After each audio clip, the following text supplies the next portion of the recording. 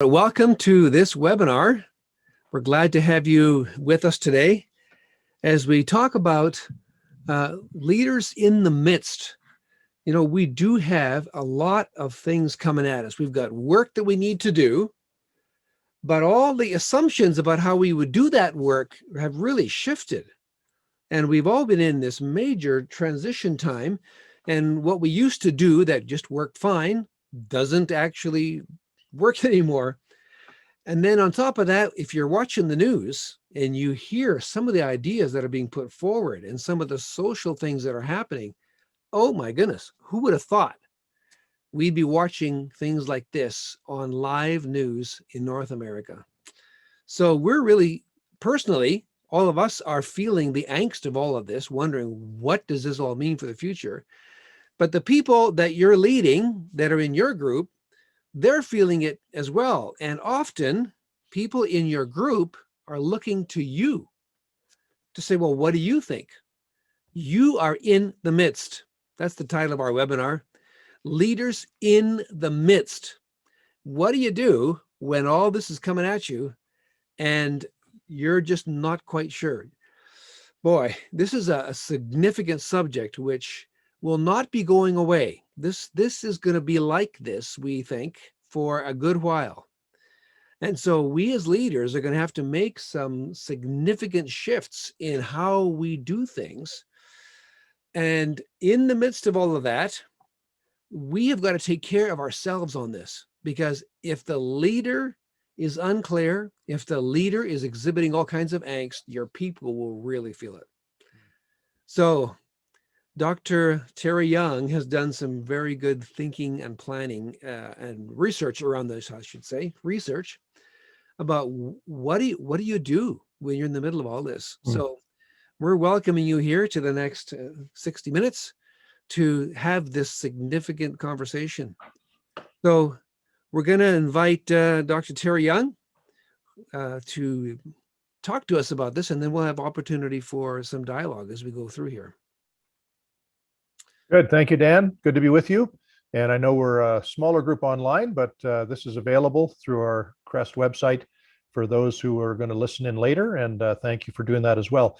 And a little while ago, as we talked about this matter of leaders in the midst, we've developed now a deep dive that's on the CREST Academy, and will be available following this particular webinar that goes into detail about some of the dimensions of how we engage in wise self-care in what we call a scrambled world. Bob Johansson is the one who most recently has framed the kind of world we're in as scrambled.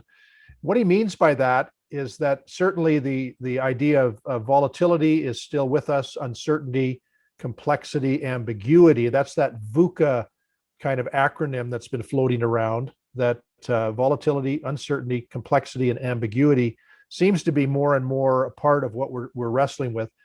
He says, he adds to that, we're now in a scrambled world where misinformation that often is not intentional is in play.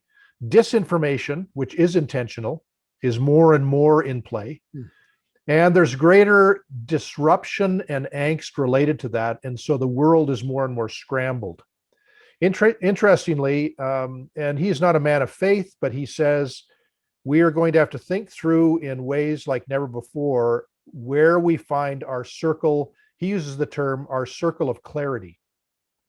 That is, where are the people with whom we can gather, where there is a deep level of trust, where we can wrestle through things in a safe place and seek to get at what really, really is going on.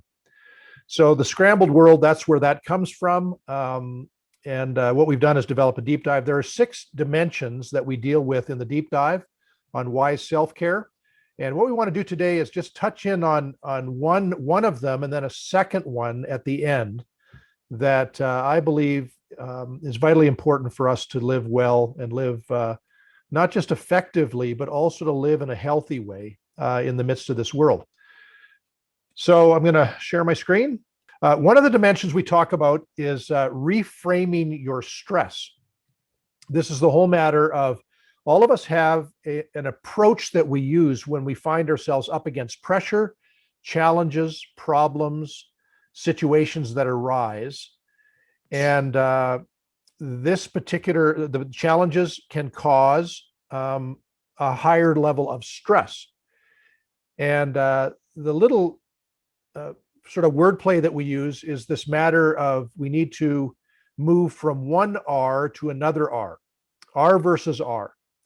And these dimensions of R versus R really do go to the issue of how we think. Our attitude, our taking hold of thoughts and moving beyond the emotion of a problem, the emotion of a situation, the emotion of a challenge, and actually waking up and thinking as clearly as possible about what it is that we're dealing with. And this deals with a daily reframe, if not an hourly reframe some days, where we think more clearly and we are alert and we're awake. When you look at the Gospels, Matthew, Mark, Luke, and John, and you study all the commands of Jesus, the most often repeated command, this surprises people because we think, well, most of the commands of Jesus would be about faith and forgiveness and reconciliation and prayer, commands given to us on all those fronts. The most repeated command is when Jesus says, be alert, wake up, watch, keep watch. And it's Jesus' invitation for us to be fully aware of what it is that's around us, what it is that we are doing, what we're dealing with. And it is a call to think well, think deeply, and think wisely. So when we think about a daily reframe, I just want to go to the biblical text and remind us that James in James chapter 1 uses a call to wise thinking. He says, consider it pure joy whenever you face trials of many kinds. So what are we to do in trials? James says, think deeply about it. Think deeply about your trials, knowing, and then he goes on to say that when trials come, there is much that trials bring to us by way of perseverance and character and faith and all these things. But he says the first vital move is to think. Then Paul in Philippians 4:8 says, whatever is true, noble, right, pure, lovely, admirable, if anything is excellent or praiseworthy, think about such things. Paul's clearly making the distinction. We could think in a different direction. We could allow our thoughts to go towards what is not noble, what is wrong, what is impure, or what is ugly. And that's that kind of point in the road where we come and we have to know there's one road we can go down in our thought life. There's another road we can go down in our thought life. And Paul says, think about such things and the God of peace will be with you. Now, earlier in that text of Philippians 4, he says, worry about nothing, but in everything by prayer and supplication with thanksgiving, make your requests made known to God, and the peace of God will be with you. It's intriguing in Philippians 4 that the peace of God is with us. And when we get serious about our thought patterns and our thought path, Paul says we know the presence of the God of peace in keeping with where our thoughts go. So this matter of thinking and the daily reframe is vitally important. A number of years ago. So Terry, Yep. just a comment on that. You know, most of us would say, yes, we shouldn't be worrying. The Bible says, don't worry about anything, Yep. but everything in prayer, and yet think deeply. And sometimes if we think deeply, we start worrying. Right. When you think about, okay, what's happening? Where is this going? What's going to happen to me? So it really matters what you're thinking about when you think deeply. Your daily reframe is not just focusing down on whatever the problem is, but can you help us a little bit more about, if you're going to think deeply, how do you not just slide into worrying about stuff? What we know about coping is that we all probably have a default coping mechanism or a coping strategy. Yeah. There are typically three coping dimensions that are used by people. The one is irrational coping. So I think some of us are wired that immediately when we have a challenge, a problem, a situation, we engage a rational kind of frame, and we get into thinking about it. Other people have what's called an emotional coping, and that is, they would say, my default is that when I find a challenge, I immediately feel it in my bones. I feel an emotional reaction, and so I've learned how to emotionally deal with the waves of my emotions and try to bring them down. And part of that is thinking, but it's not a strict rational approach, coping approach. It may be rational with emotion. A third coping mechanism is what's called avoidance coping. So a problem situation comes up, and we may have developed a pattern where we say, I remove myself from it and just sort of go away, and I go, I'll deal with it later, or maybe it'll solve itself, and we avoid it. And sometimes situations, of an avoidance coping may be the best way to deal with it. Especially when it comes to international news. What are you going to do about that? Right. So I found myself recently stopping listening to some of that international news that I have no control over. It just makes me anxious about what in the world some of these leaders are doing. Yep. And for me, I have to realize that I have to focus on what I can do, and that's really self leadership. Right. The rest of it, man. But as a leader, we can't just put our head in the sand and say, well, whatever they do. We do have to think about them. So I guess this is my challenge or my question, Terry, is that we're trying to think well as a leader, but not fall into worrying and anxiety in the midst of it. So Derek Rogers, who works at the Center for Creative Leadership down in North Carolina, he refers to a fourth pattern of coping, and he refers to it as detached coping. Oh, okay. So detached coping, to use a metaphor analogy that we use in CREST at the MCL, and I think we may fold this into the we've talked about this in other places, is detached coping is getting perspective, where you're using your thinking. You're not dulling and muting your emotions, but you're detached in the sense that you're saying, let's get perspective on this.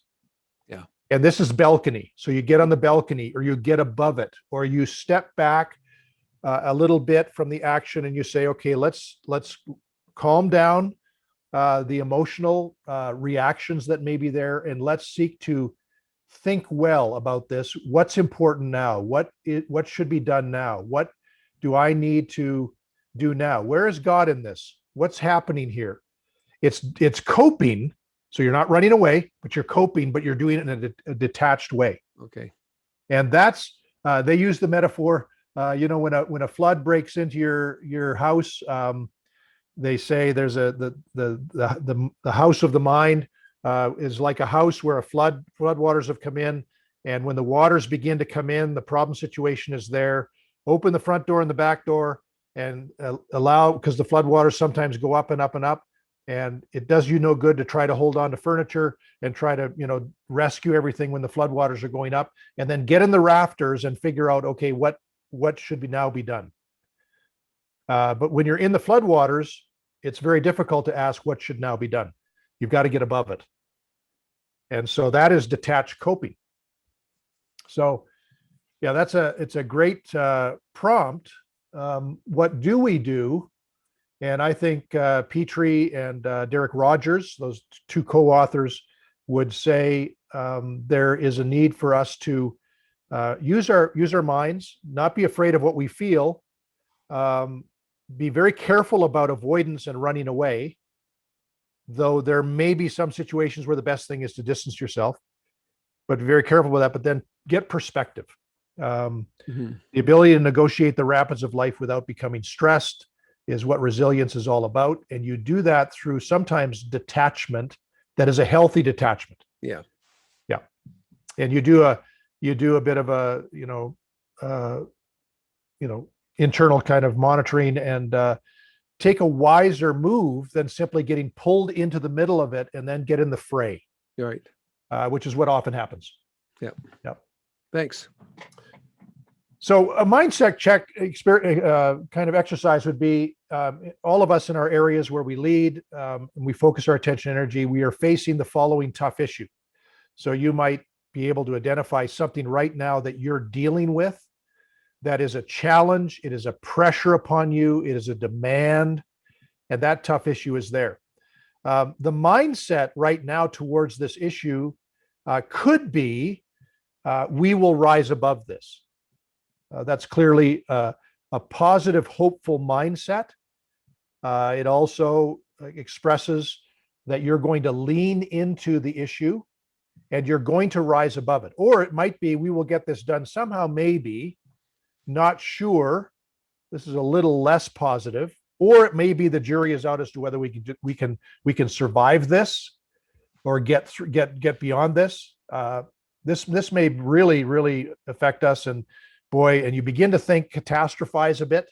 Yeah, that's where our thoughts go. Or you simply look at the issue and you've concluded this is impossible, it is unbearable, and you probably then sit down and wonder what the future is going to be. So in every situation, we have a mindset check that we can engage in and say, right now, what is my perspective? And it can go all the way from positive, hopeful to negative and woeful. That's possible. A number of years ago, Tommy Newberry wrote a little book called The 4-8 Principle. It's actually a book based on Philippians 4:8. Philippians is a book all about joy. And so he took the Philippians 4:8 principle and said the secret to a joy-filled life is to really take hold of our thinking and to realize that as a person thinks in their heart, so is he. Our thoughts are vitally important. Our thoughts about given situations, about problems, about challenges. And so what he does is he talks about he asks the question, which train are we on? He says, are we on a blue train or a red train? And he uses this idea of the blue train is on the track of opportunity spotting, solution finding. Blue train is life enhancing. The red train is on the track of threat fearing, problem fixation, it is diminishing rather than life enhancing. So he used this idea, you've got to think, what train am I going to travel on in my thoughts? Blue train or red train? He then says there are 4 mindsets, and he sort of lays this out. The blue train is thinking that is imaginal thinking. It is imaginative. It enters into a magical sense of imagination that is free to dream, or heroic thinking, simply courageous. That's blue train thinking. Red train is resigned thinking. And you begin to say on the mindset check here, the latter 2 of those bullet points, or cynical thinking, maybe that final point. This is impossible. We'll never get through this. So his whole thing is, what Paul's doing in Philippians 4:8 is he's saying, get the tracks of your mind on the blue train. Think of what is pure, what is good, what is noble, what is praiseworthy, what is excellent. Because life follows our thoughts, and it's not a positive thinking, kind of Pollyannish idea. I think the scriptures are seeking to say our minds are very, very important. We're actually told to have the mind of Christ, to have his attitude. There are other texts that where Jesus often will say, and the other 2 areas of command in the Gospels that are most dominant are, do not be afraid. And Jesus commands, fear not. And there's also a dimension of do not worry. So, Terry, I have noticed that fear, that's a big one. Yeah. I'm seeing a lot of fear in people today, whether Yep. they're believers or not. Yeah. And what I've noticed is that when things are difficult and there's often a going to the red train. Yep. It becomes cynical, conspiracy theories abound. Nothing we can do about this. Oh, the end's coming quick. This is it. Yeah. And then there's a bit of a theologizing of it, of like end times theology. Oh yeah, this is the way it was going to be. It's going to get worse. Yeah. And I just like shake my head, like what kind of hope is that in the midst of this environment? Right. So I'm afraid that we as believers, as Christians, don't have a corner on positive thinking. No. Yeah. In fact, some people tend to just go to the negative right away, even though Yeah. they're doing it, quote, in faith. Yeah. And I just don't twig with that at all. Yeah. But So it's that pretty common. the need is greater than ever to take hold of our thinking, Yeah. because the world has become more and more emotion based. Yeah. And we need to take hold of our thinking. I was chatting with a friend a couple of weeks ago, and he was sharing a little bit of his own recovery experience out of alcoholism. Hmm. And he made a comment in the midst of our conversation. He said, one of the greatest things I learned in my recovery was this, and I think it's one of the key kind of principles that's utilized in 12-step programs and recovery programs, is to realize you don't, and in his case, he said, I didn't have a drinking problem. I had a thinking problem. Hmm. And so that's the greatest challenge, is to have people who are particularly in addiction, let's say, they think their problem is the addictive substance or the thing they reach for, whatever that might be, whether it's a process addiction or a substance addiction, is the problem is that thing. And the work of recovery is realizing, no, I've got a thinking problem. Yeah. That's what's leading me down this road. I've got thoughts that have dug deep grooves in my mind that this is going to be the answer. Yeah. And it's a thinking problem.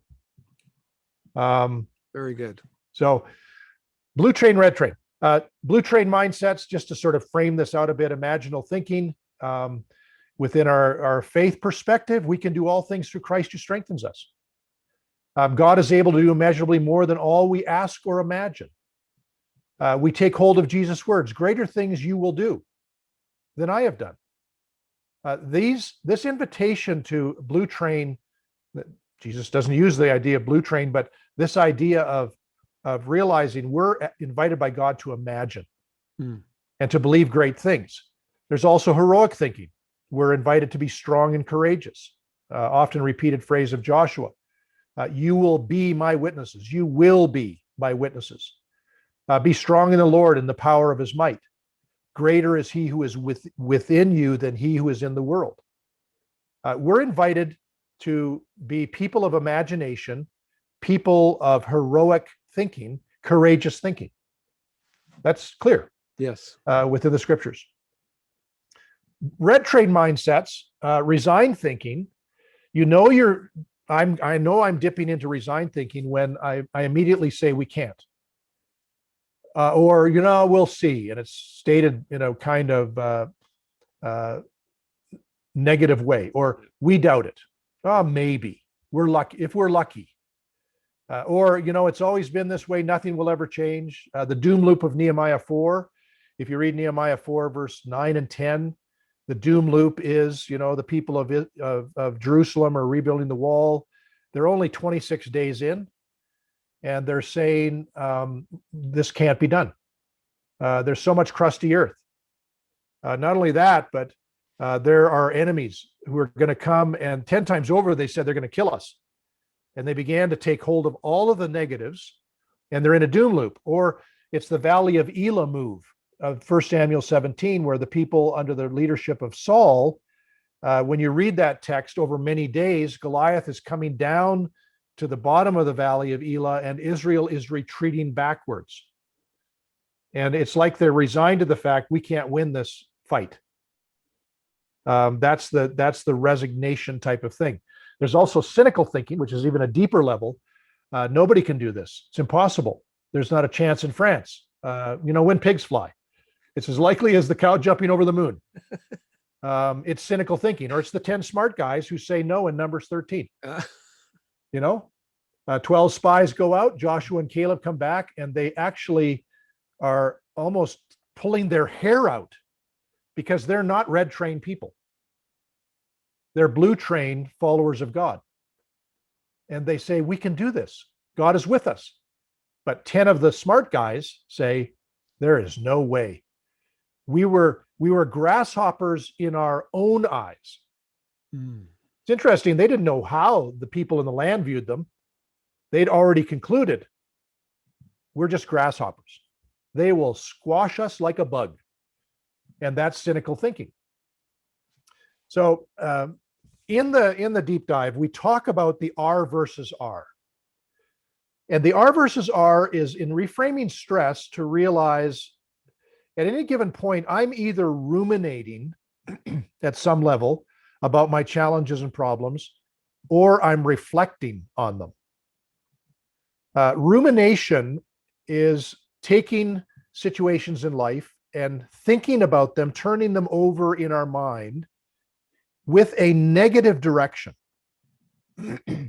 So when we think about rumination, think of the bottom part of this particular portrayal here. With rumination, when we think about the past, we are prone to dip into regrets. Regrets can be over what we have done. The regrets can also be over what others have done. And the past emotions are usually negative because the regrets can be shame and guilt on our own part, or they can be bitterness, resentment towards others. And so rumination is turning over in your mind things of the past. The emotions are negative, or you're thinking about the future. And as you think about the future, you're in the zone of anxiety. And it follows that your emotions are negative. That's rumination. Now, we're not going to ask for confessions here, but all of us have done this. I've done this. There have been periods where I realize, okay, I'm fully in a rumination state. I'm thinking about things of the past and what people have done or said, and I'm turning it over in my mind, and I can feel the churn inside of me. More recently, we know that physiologically, our bodies are actually in a state of arousal. And that state of arousal, when it is ongoing, becomes very deleterious to our health. Yeah. Now, the rumination piece is what Petrie and Rogers talk about. This is the problem with much of the stress that people feel. They face challenges, problems, situations, and as they deal with those situations, they immediately ruminate about them. And they go into that resigned or cynical thinking zone. And actually what they've done is they've triggered their cortisol levels and adrenaline levels, which, by the way, are not stress hormones. They are hormones that do what they're meant to do. They help us respond to situations and emergencies. They actually raise our levels of cortisol and adrenaline to deal with situations. But with rumination, what happens is that becomes a negative arousal that goes on and on and on. And we know that when negative arousal goes on and on, that is when there are levels of adrenaline and levels of cortisol that turn from being what they're meant to do to being something that really begins to affect our health. Especially when that goes on, and we Yes. we continually do this, that actually burns your organs and damages them. Yep. Yeah. And that continued arousal is the problem with rumination. So rumination is fear that is ongoing and worry that is ongoing, related to the past or related to the future. So reframing our stress is moving from rumination to reflection and learning how to be a more critical and careful reflector about the challenges and problems of life. So we all have things in our past personally that are of our own doing. We also have things of our past that others have done. And rather than living with regret, reflection is taking time to analyze. So I know Henry Cloud has a great book on the matter of necessary endings. And he has a piece in there about how we deal with things in the past. And he says, things in the past, we metabolize a lot of things from the past. That is, we take them in. You can't avoid them. You take them in like you take in food. What do we do with food? He says, interestingly, what our physical bodies do with food is that our bodies take what is helpful and what is useful, and then they get rid of the rest. That's metabolism. Mm. And he says, related to the past, we need to stop and think and say, there is something from the past that I can take that can be useful and good. There's other things from the past I need to let go. I need to surrender them to God. This is where I think forgiveness comes in.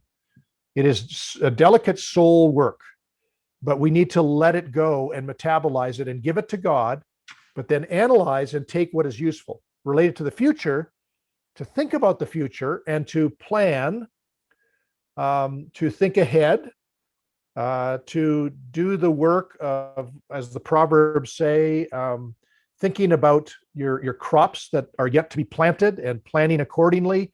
Think about the future, but your emotions are from neutral to positive on all these things, the past and the present and the future. That's what reflection is meant to be. And I think this is what Paul's getting at by be careful about what is the core and content of what you think about. And for James, when problems and trials enter, at that moment, that intersection, you can go down the road of worry and rumination and have negative emotions, or you can consider it joy. It's a really strange and odd statement that James makes.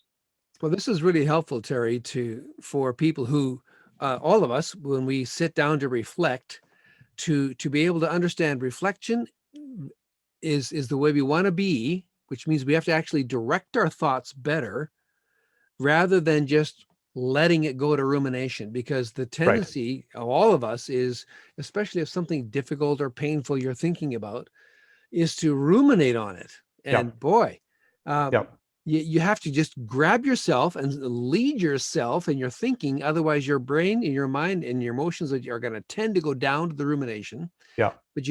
But the point of this webinar is that we're talking about wise self-leadership in the midst of all the scramble. Is we're going to lift our thinking to this higher level called reflection. So this is really helpful, Terry. Yep. To help us to know how to think about stuff. Yes.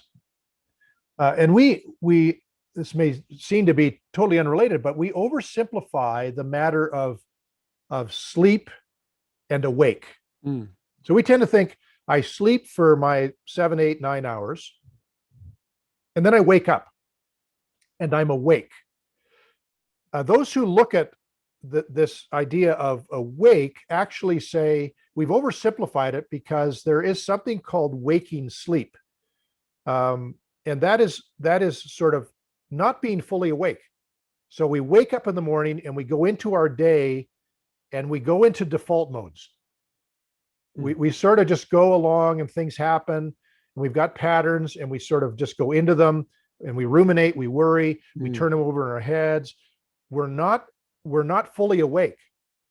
So one author says that waking up is one of the most important things you can do in your hours in the day when you are conscious. You actually need to take a further step and wake up.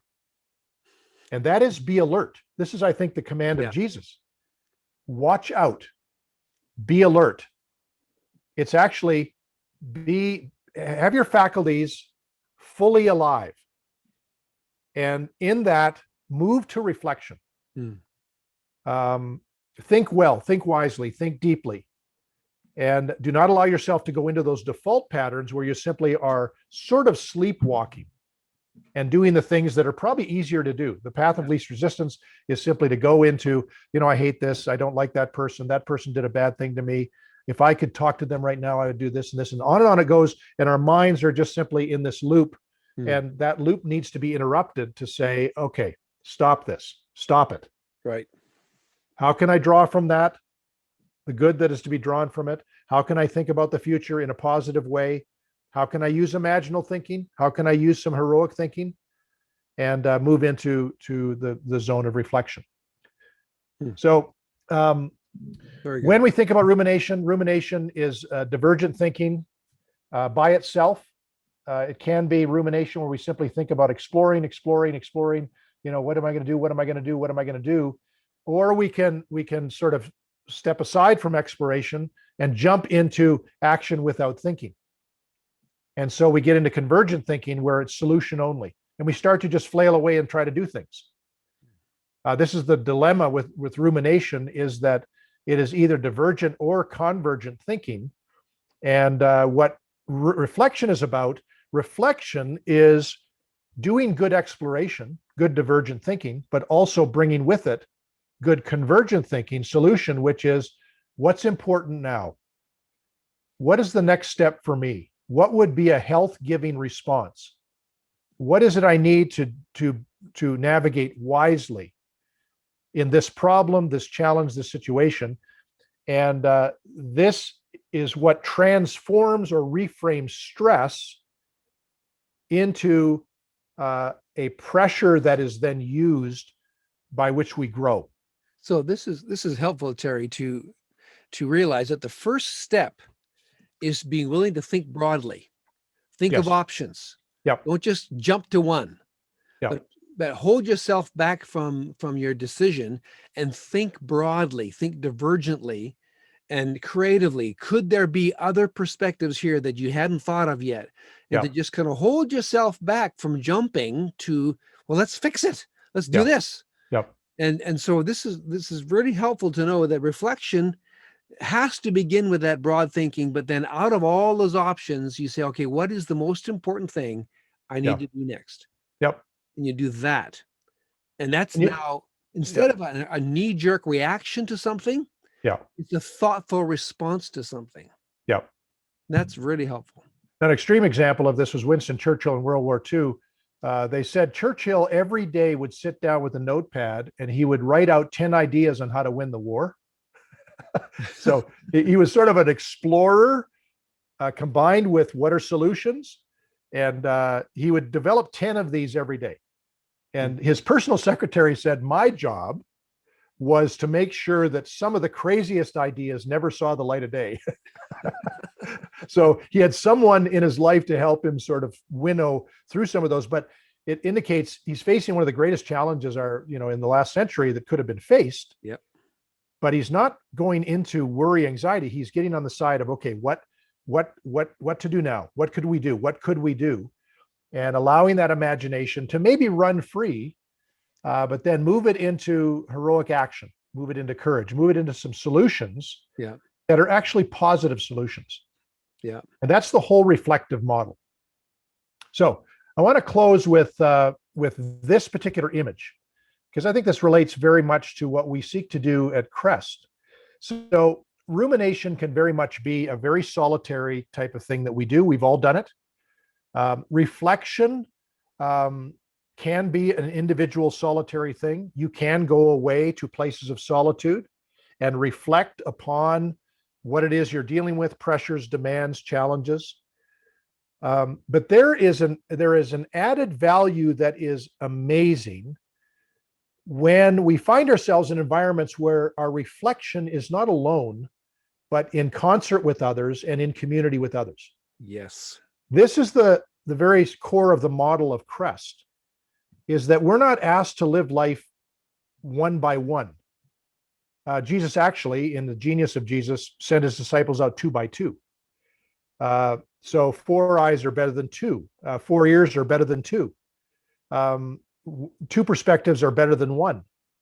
And so community and coming together allows, I think, reflection to go to a much more health-giving level, because we're not processing pressure, challenges, problems alone. We're actually processing them in community. And this is what I think many of our cohorts find, is these times of getting together and talking about the real world issues, the front that they're on with others, gives great gifts through combined reflection, others' perspectives, sense making from others. Yeah. So what we do in Crest is we invite people into what we call a cohort, which is a small group of people. And the first thing we do in the cohort is we ask for a pledge of confidentiality. Yeah. You got to feel safe to be able Yep. to ruminate or not, no, reflect. Yep. Get the word right. To reflect and to ask questions that maybe you weren't free to ask out there, or to think of options and ideas that you wouldn't maybe want to voice right away in other environments. And so what we find is people say, my goodness, we have conversations in Crest like I don't have anywhere else. Yeah. And that's this whole thing of being able to think and reflect well with other people. And what we also hear is that when one person listens to the other person reflecting about their situation, it gives them an idea for their own. Yep. And it is remarkable. The conversations we have in our groups, whether they're online or whether they're in a face-to-face cohort, the conversations are amazing. Like, I don't hear these conversations in the wider world. Yeah. It's Yep. truly a wonderful gift that Yep. God's giving us here.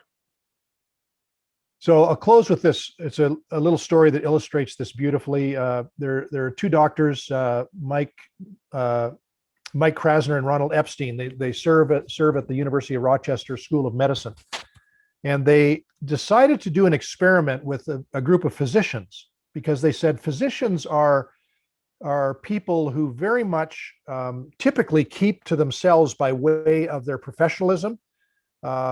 Their candor is something they struggle to sort of share with other doctors. They absorb a lot of pressure, a lot of strain, a lot of stress, and they often, in their coping mechanisms, they're in their heads. They have a lot of emotion that they carry, but they never show it. And some of them use tactics to deal with that pressure by avoiding the pressure and getting into things that really are debilitating to their own health. So what they decided to do is they used a radical strategy, and they said, we want to help physicians increase their resilience. And so they tried something. They brought a group of physicians together, and they would meet for 2 hours, and they would begin with simply a mindfulness exercise, being aware of and paying attention to their own selves, their own bodies.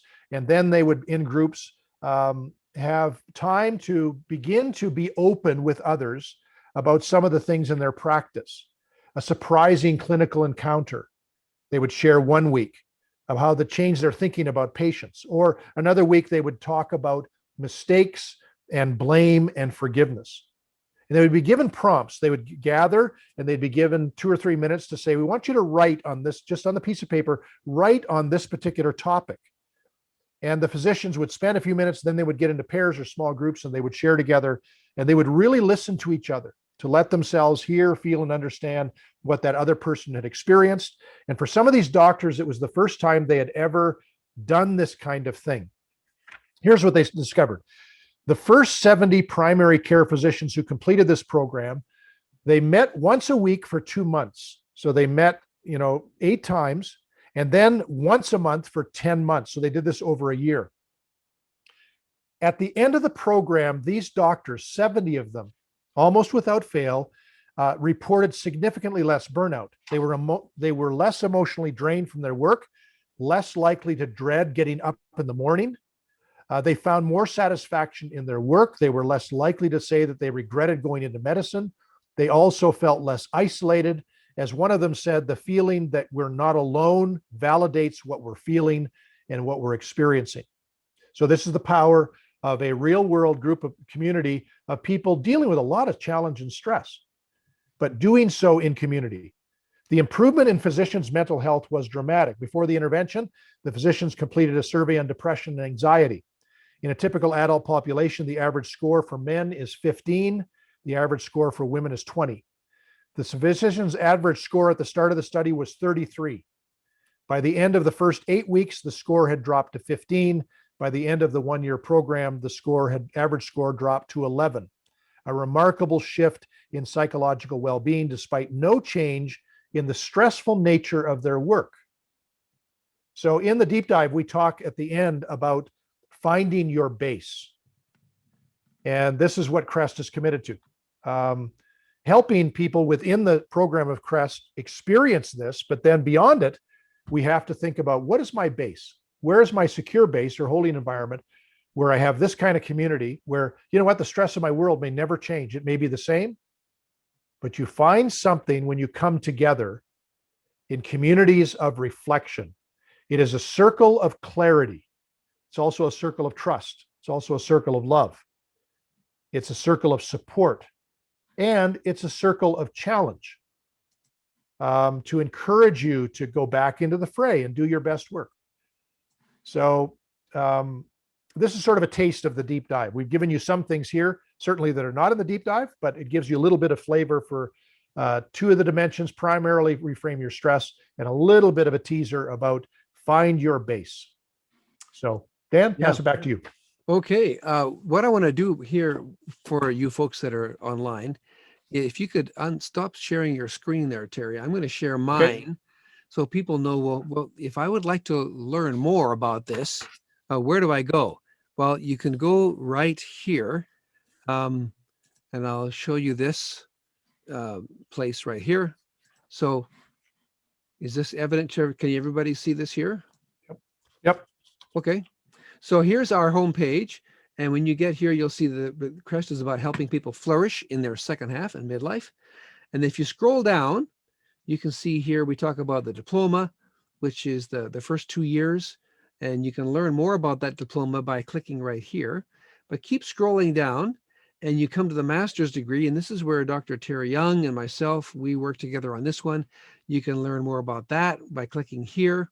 And then here's the academy, which he just mentioned. We're having a webinar right now. Here it is, Leaders in the Midst.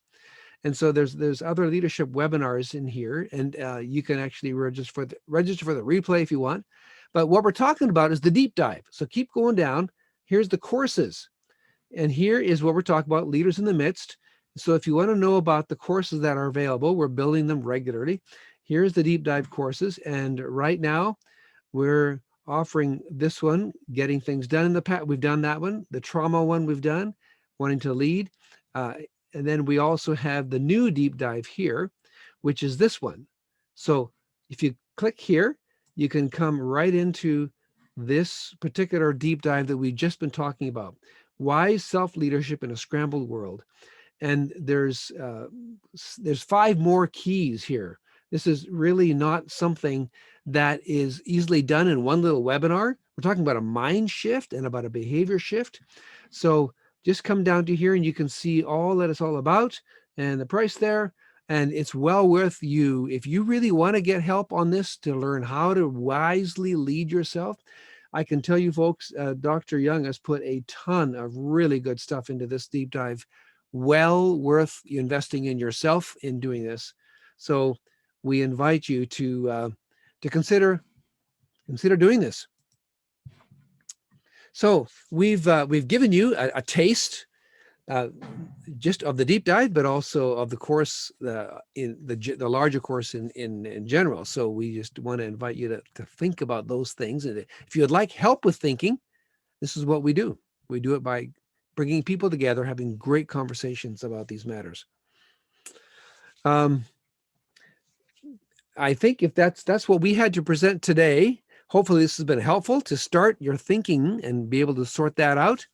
And if you have any other comments, hi Pam, and let's just have a little bit of a dialogue here.